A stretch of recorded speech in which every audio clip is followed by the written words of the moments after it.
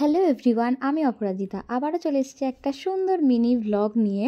বাড়িতে সেদিনকে মামিরা, ভাই, বোন সবাই ছিল, সেই জন্য সকাল সকাল বেরিয়ে পড়েছিলাম একটু বাজার করতে।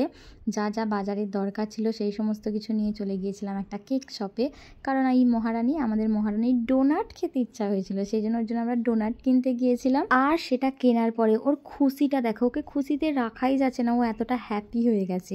তো তারপর বাড়িতে এলাম, মা সমস্ত কিছু রান্না বান্না স্টার্ট করে দিয়েছে। আর আমাদের সেদিনকে মেনু ছিল ফ্রাইড রাইস আর চিকেন কষা। আর আমার মা ফ্রাইড রাইসটা জাস্ট দুর্দান্ত করে। তারপর দুপুর হয়ে যাওয়াতে একবার ঠাকুরতলা থেকে ঘুরে এলাম পুজো হয়েছে কিনা দেখে। তারপর আমরা সবাই মিলে বসেছি লাঞ্চ করতে, আর সবাই মিলে থাকবো, গল্প গুজব করবো, খাওয়া দাওয়া করবো। এটা তো একটা আলাদাই মজার ব্যাপার।